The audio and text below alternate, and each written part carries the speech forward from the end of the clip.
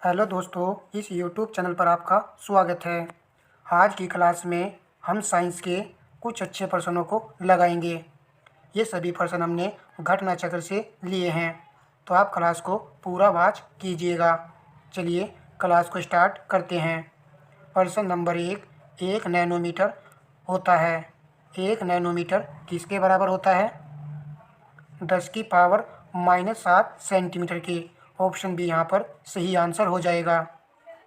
प्रश्न number next है। रमेश की ऊंचाई 5 फीट है। रमेश की ऊंचाई नैनोमीटर में कितनी होगी? यह प्रश्न हमने आपको कई सेट में करा रखा है। जो रेगुलर क्लास देख रहे होंगे तो इस प्रश्न को गलत बिल्कुल भी नहीं करेंगे, क्योंकि आरओ में भी इस टाइप का प्रश्न ही पूछा गया था। यहाँ पर दिया गया है रमेश की ऊंचाई 5 फीट है। इस प्रश्न को तभी हल किया जा सकता है जब आपको 1 फीट का मान पता हो। तो 1 फीट बराबर होता है 0.305 मीटर के। अब आप फीट के स्थान पर ये वाली वैल्यू रख दीजिए, 5 फीट। तो यहाँ पर रखेंगे 5 गुना 0.305 मीटर। अब आप इसकी गुना कर लीजिए। गुना करने पर आएगा यहाँ पर ये आ जाएगा। अब आप देखिए पॉइंट कितने अंकों के बाद लगी हुई है? 3 अंकों के बाद। तो यहाँ पर पॉइंट लगा दीजिए 1.525 मीटर, परंतु आंसर हमको नैनोमीटर में बताना है। तब आपको 1 मीटर का मान पता होना चाहिए कि यह कितने नैनोमीटर के बराबर होता है। तो 1 मीटर जो है ये होता है 10⁻9 नैनोमीटर की। अब आप यहाँ पर ये वैल्यू रख दीजिए। देखिए 1.525 मीटर के स्थान पर रखेंगे 10⁻9, ये हो जाएगा नैनोमीटर। अब आप ऑप्शन देखिए, किस ऑप्शन में इस प्रकार की वैल्यू है? किसी में नहीं दी गई है, परंतु यहाँ पर देखिए थोड़ा सा हमको करेक्शन करना पड़ेगा, क्या पता आंसर मिल जाए। 10⁻7 दी गई है तो ये शायद बन सकता है। यदि हम 2 पॉइंट को इधर सरका दें 152.5 गुना, तो 10⁻9 में से जब 2 पॉइंट आपने इधर सरकाई है तो यहाँ 7 हो जाएगी पावर और नैनोमीटर। तो इस प्रकार हमको आंसर मिल चुका है। ऑप्शन ए में सही आंसर हो जाएगा। तो ऐसे आपको ये प्रश्न कंप्लीट करना है। आरओ के लिए जो है प्रत्येक प्रश्न महत्वपूर्ण होता है। अब कुछ कहते हैं कि घटना चक्र में से प्रश्न नहीं बनते हैं, ऐसा नहीं है। प्रश्न जो रिपीट होते रहते हैं। प्रश्न नंबर नेक्स्ट है। 1 माइक्रोन बराबर है। ऑप्शन सी चुनने वालों का राइट होगा। 1/1000 मिलीमीटर के बराबर होता है। प्रश्न नंबर नेक्स्ट लगाते हैं। सूची फर्स्ट को सूची सेकंड के साथ सम्मिलित करें और सही उत्तर नीचे दिए गए कूट से चयन कीजिए। सूची फर्स्ट में उपकरण और यंत्र दिए गए हैं और मापन की राशि सूची सेकंड में दी गई है।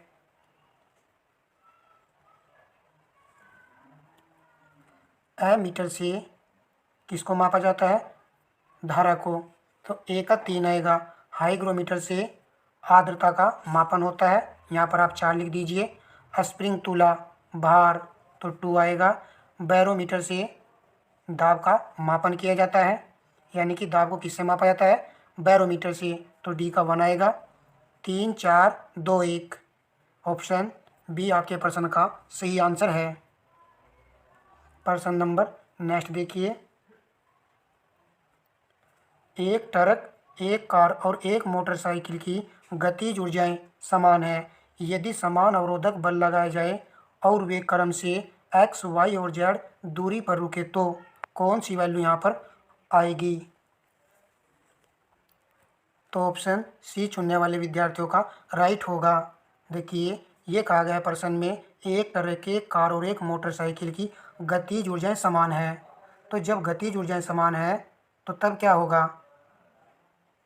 तो उनकी दूरी भी बराबर ही होगी, क्योंकि समान अवरोधक बल जो है लगाया जा रहा है।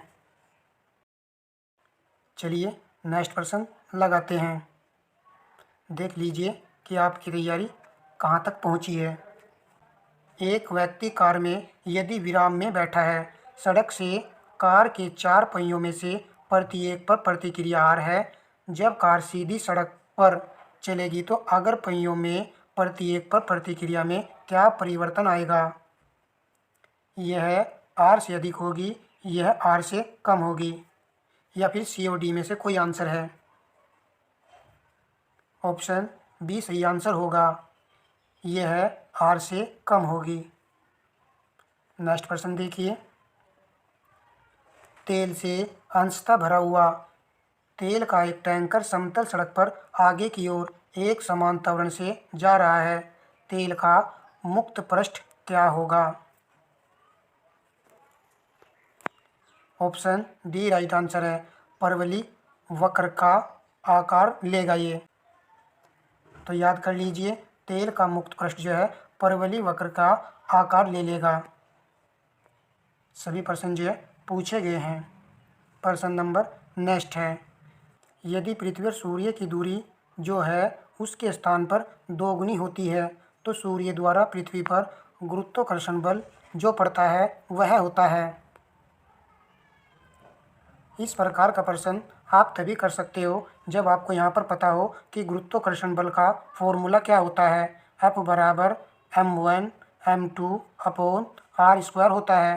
देखिए, हम सभी इस पॉइंट को जानते हैं, परंतु बस लगाने की देरी थी। यहाँ पर कहा गया है दूरी को क्या कर रहे हैं, 2 गुना कर रहे हैं, तो r बराबर जो है 2r हो रहा है।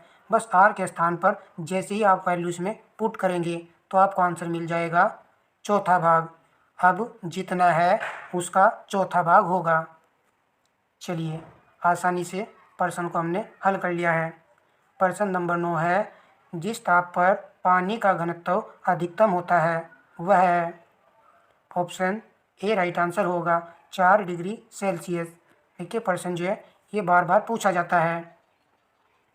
हम आपको जीएस में मॉक टेस्ट भी उपलब्ध करा रहे हैं, तो मॉक टेस्ट के माध्यम से भी हम आपको अच्छे प्रश्न उपलब्ध करा रहे हैं। प्रश्न नंबर 10 है, कथन कारण का प्रश्न है। लोहे का एक गोला पारद पर तैरता है किंतु पानी में डूब जाता है। लोहे का आपेक्षिक घनत्व पारद के आपेक्षिक घनत्व से अधिक होता है, तो कूट के माध्यम से सही उत्तर का चयन करना है।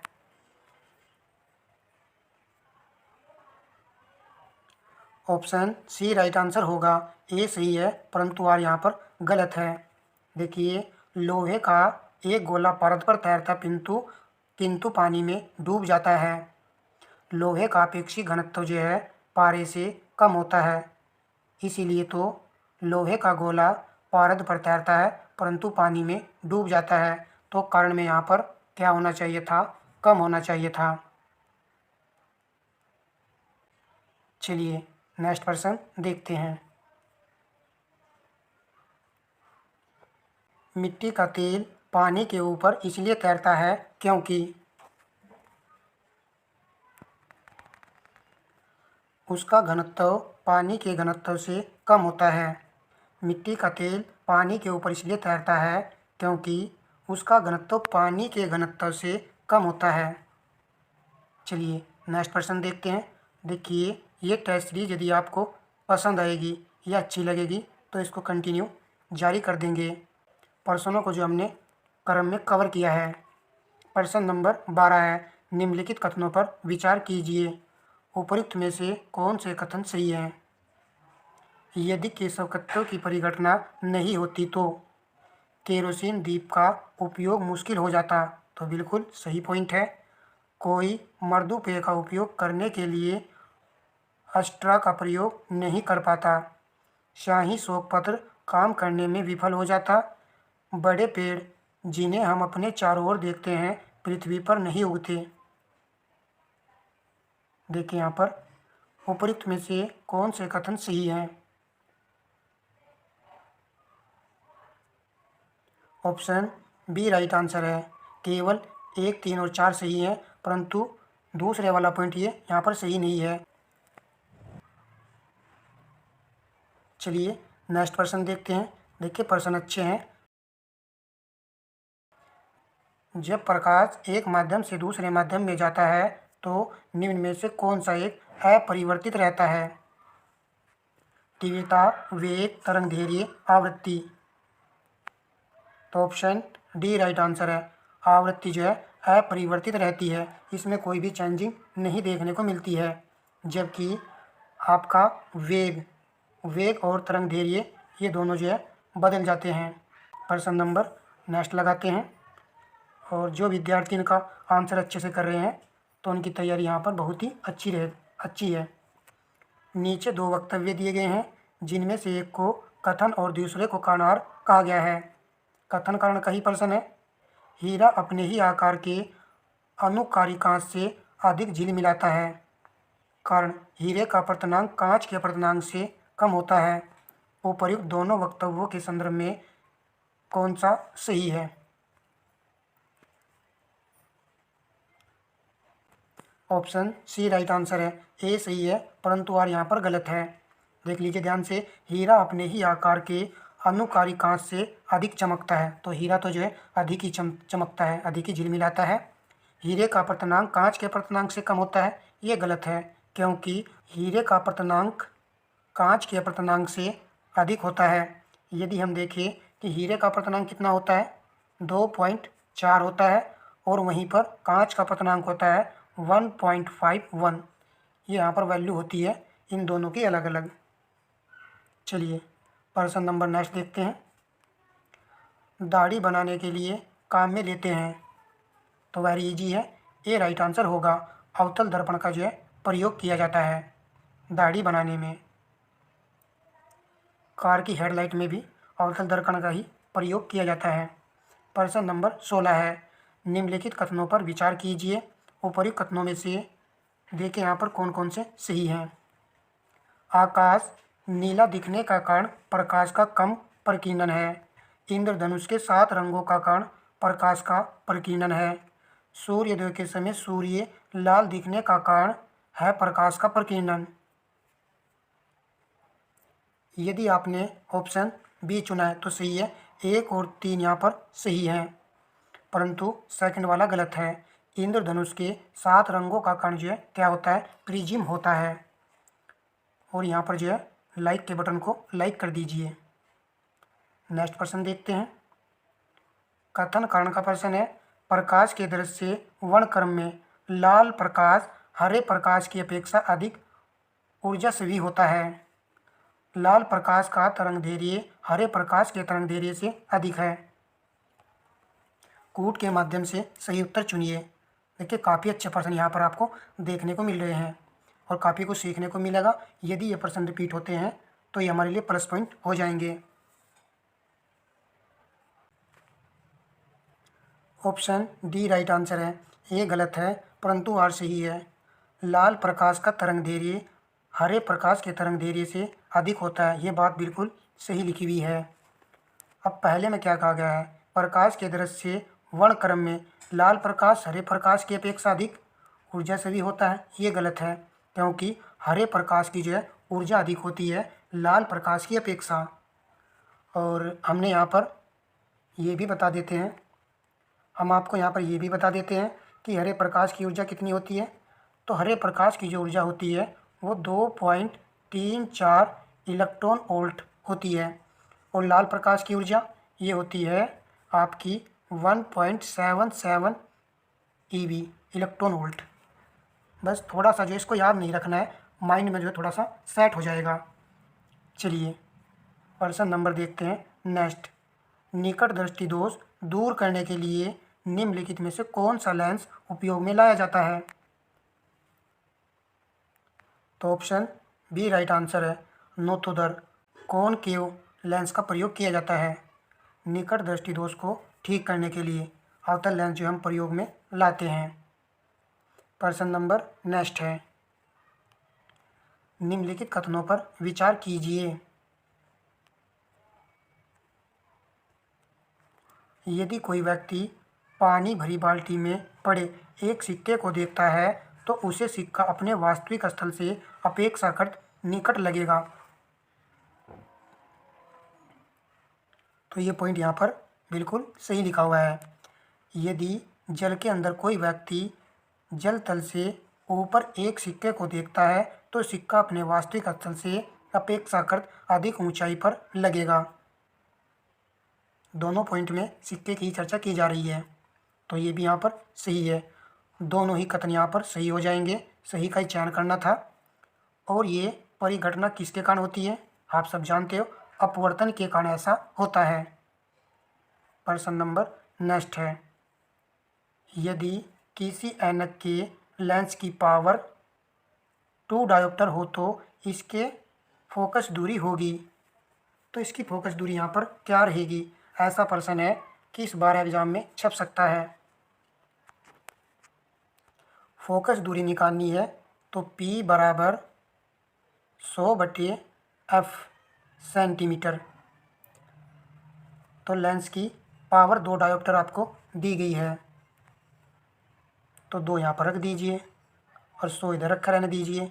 f जो है नीचे रख दीजिए, ऊपर आप इसको काट लीजिए, या फिर आप यहाँ पर f बराबर 100/2 कर दीजिए।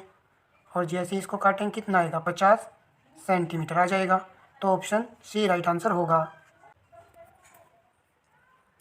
प्रश्न नंबर देखते हैं नेक्स्ट।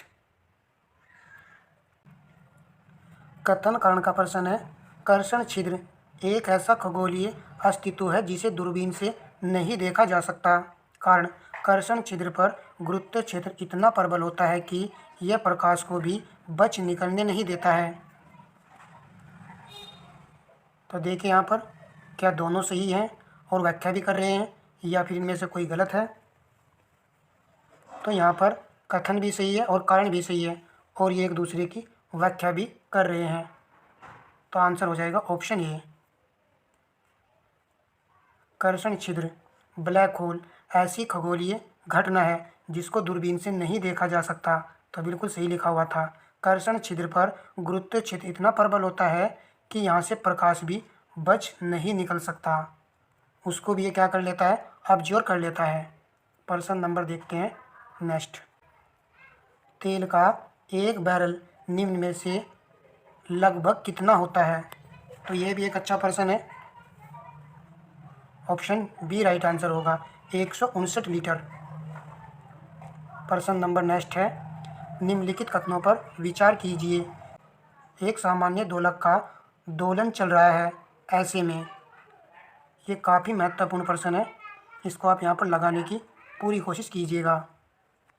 एक सामान्य दोलक का दोलन चल रहा है, ऐसे में जब गोला माध्यम स्थान से गुजरता है तो त्वरण शून्य होता है।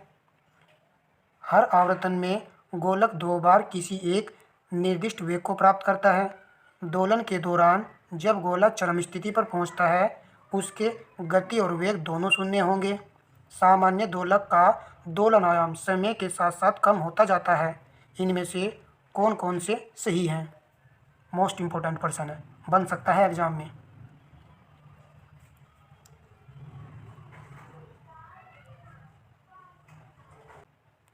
ऑप्शन सी राइट आंसर होगा, 1, 2 और 4 सही हैं।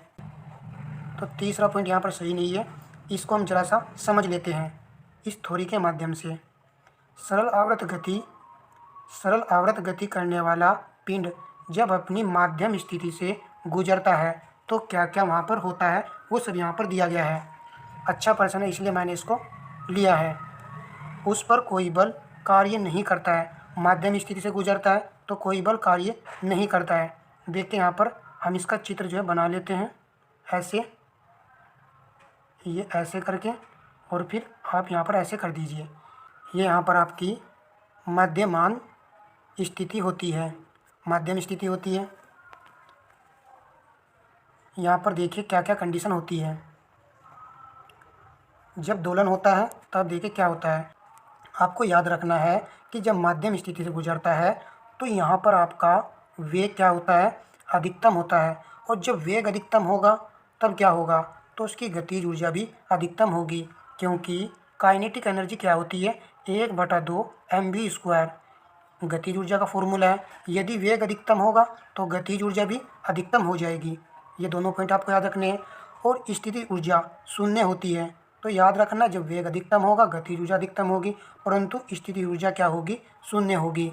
और जब स्थिति ऊर्जा शून्य होगी तो उसका त्वरण भी शून्य होगा। स्थिति ऊर्जा क्या फार्मूला होता है, U बराबर mgh। जी क्या आपका गुरुत्वीय त्वरण होता है। तो वही मैं कह रहा हूँ, यदि यहाँ पर स्थिति शून्य होगी तो त्वरण भी शून्य होगा।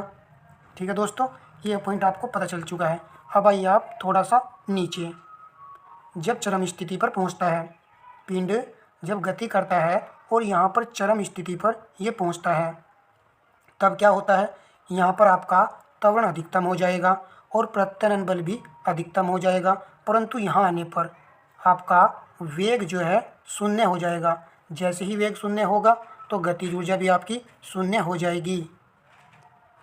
ठीक है दोस्तों, ये देखिए यहाँ पर वेग शून्य हो जाएगा, गतिज शून्य हो जाएगी, परंतु स्थितिज ऊर्जा अधिकतम हो जाएगी। जब स्थिति ऊर्जा अधिकतम हो जाएगी तो आपका त्वरण भी अधिकतम हो जाएगा।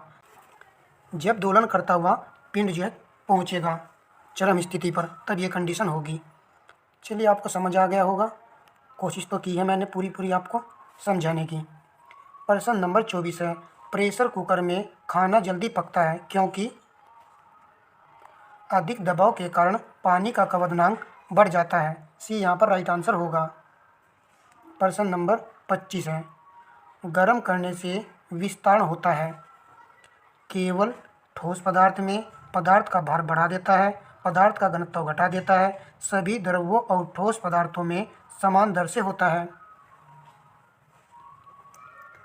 तो सी राइट आंसर है, पदार्थ का घनत्व घटा देता है। किसी पदार्थ को आप गर्म करोगे तो पदार्थ का घनत्व जो है ये घटा देगा। प्रश्न नंबर नेक्स्ट है,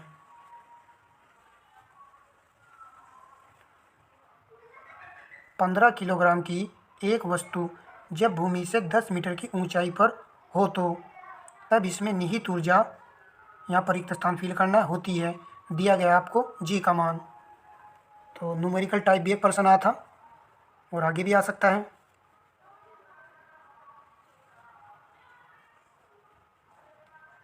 तो यहाँ पर हमको m दिया गया है 15 kg और यहाँ पर h दिया गया है आपको 10 मीटर। निहित ऊर्जा पूछा है और जी का मान दिया गया है। तो फॉर्मूला होगा U बराबर mgh। तो 15 रख दीजिए और जी का मान 10 रख दीजिए, h जो है 10 रख दीजिए। आप गुणा कर लीजिए, कितना आ जाएगा 1500 और U है स्थिति ऊर्जा। ऊर्जा का मात्रक क्या होता है, जूल होता है। तो डी यहाँ पर राइट आंसर हो जाएगा, 1500 जूल। प्रश्न नंबर नेक्स्ट देखिए, घर्षण द्वारा किया गया कार्य रिक्त स्थान फिल करना है। तो घर्षण से भी एग्जाम में प्रश्न देखने को मिला था। घर्षण द्वारा किया गया कार्य हमेशा ऋणात्मक होता है। तो सी प्रश्न का राइट आंसर होगा। घर्षण जो है अपोजिट डायरेक्शन में लगता है। तो सी ही यहाँ पर राइट आंसर होगा। प्रश्न नंबर नेक्स्ट है, ध्वनि तरंगे। ध्वनि तरंगे डी राइट आंसर है। ठोस तथा गैस दोनों माध्यमों में चल सकती है। ध्वनि तरंगे जो होती हैं वो ठोस, द्रव, गैस तीनों ही माध्यम में चलती हैं। ध्वनि तरंगों को किसकी आवश्यकता पड़ती है, माध्यम की आवश्यकता पड़ती है। तो इसलिए डी राइट आंसर होगा। और ध्वनि तरंगे जो है निर्वात में नहीं चल सकती। ये भी प्रश्न अक्सर कर पूछा जाता है। प्रश्न नंबर नेक्स्ट है, यहाँ पर दिया गया है VA, VW और VS क्रम से वायु, जल तथा इस्पात में ध्वनि की गति हैं। तो कौन से वाली कंडीशन को ये फॉलो करेगा। तो बात हो रही है ध्वनि की। ऑप्शन ए राइट आंसर होगा। देखिए, ध्वनि सबसे ज़्यादा ठोस में कंपन करती है, उसके बाद में ये द्रव में करती है और सबसे कम गैस में करती है। तो ये क्रम यहाँ पर हो जाएगा। प्रश्न नंबर देखते हैं नेक्स्ट। वीडियो का लास्ट और अंतिम प्रश्न है, तो वीडियो को आपको लाइक करना है और शेयर करना है। प्रश्न नंबर 30 है, हवाई जहाज के ब्लैक बॉक्स का क्या रंग होता है। तो डी राइट आंसर है, नारंगी। तो प्रश्न आपको जो है काफ़ी अच्छे लगे होंगे और हमने आपको बता दिया है कि सेशन यदि आपको पसंद आया है या अच्छा लगा तो बताइएगा, वरना फिर जो है हम आपको जीएस जीके में मॉक टेस्ट उपलब्ध करा ही रहे हैं, फिर वही पैटर्न जो है चलता रहेगा। ठीक है दोस्तों, धन्यवाद दोस्तों।